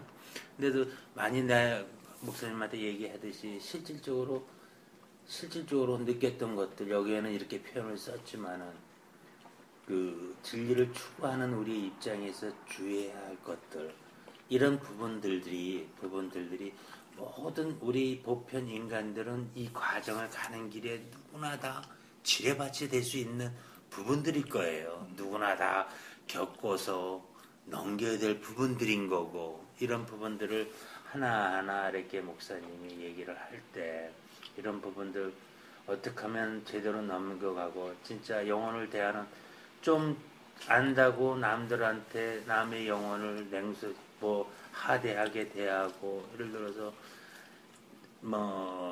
김 목사님 같은 경우에 어떤 냉소적인 측면도 많이 있고 한 측면 그리고 예를 들어서 염세주의적인 측면도 없진 않고 하는 그런 부분들도 있고 그러나 그 뿐만이 아니라 우리가 이거 하나님의 진리를 해가는 데 있어서 올바로 사랑뿐이 있는 것은 절대 아니거든요. 이것이 냉소주의, 염세주의자가 될 수도 있고 과정에 충분하게 그것은 오로지 그 진리를 아까 동적이라고 말씀하셨지만 이 동적인 진리를 우리도 같이 움직여 가면서 가야 되는 입장이다 보니까 얼마든지 핀트가 조금만 틀려도 이쪽으로 벗어날 수밖에 없다는 거죠. 위험한 부분들인데 실질적으로 이런 부분들을 목사님 또한 느꼈고 목사님 또한 경험해 가시는 부분들이 아닌가. 그렇죠. 이런 부분들이 그래서 이런 부분들을 어떻게 하면 올바로 갈 수 있는가 하는 것들은 사실 목사님을 통해서 이렇게 도움을 받아 갈 수 있는 부분들에 대해서는 아주 행복하게 생각하고 있습니다. 그러니까 그 정신의학 의사들이 글을 쓰면요 그 학문적인 이야기는 하나도 안 쓰고요 다 임상실험만 써요. 근데 그런 얘기가 좋은 게 뭐냐면 여러 그 임상의 현실을 케이스 바이 케이스를 보면서 그게 절대 진리는 아니지만 그 현상은 분석이 되거든요. 그러니까 목회 임상 현장이 있잖아요. 그러니까 그런 의미에서 이제 이렇게 처음 오셔가지고 좀 충격도 받고 또 이렇게 시작하는 분도 계시고 또 이제 저보다 더 많이 아는 분도 계시고 그럼 다양한 분들 이렇게 만나뵈면서 이렇게 어느 선에서 움직여주고 그게 보이는 거죠. 말하자면. 그렇게 가야지 좀 덜 아프고 덜 위험하고 덜 고생할 수 있지 않나 그런 게 워낙 이제 우리가 알고 있는 복음이 예민하고 또 되게 뭐죠 좀 독소도 있고 어려운 부분도 있으니까 그런 걸 많이 보게 돼요. 그런 부분에서는 뭐 이렇게 함께 성도는 다 이렇게 만나 뵈면서 나누면서 함께 배우는 거지 누구 한 사람이 먼저 더 많이 알았기 때문에 더 먼저 알았기 때문에 뭐 할 수 있는 건 아닌 것 같아요. 엄마 아이들이랑 같이 자라면서 물론 아이들을 돌보는 어떤 입장에서 엄마 아빠가 있지만 또 지나고 나면 또 이제 함께 간 거잖아요. 가족이라는 공동체가 그런 것 같아요. 이게 실질적으로 이런 경험에 난 상처를 다른 데 같은 경우에는 근데 주도적으로 끌고 가잖아요, 목사님. 담임 목사님. 아니 주도적으로 다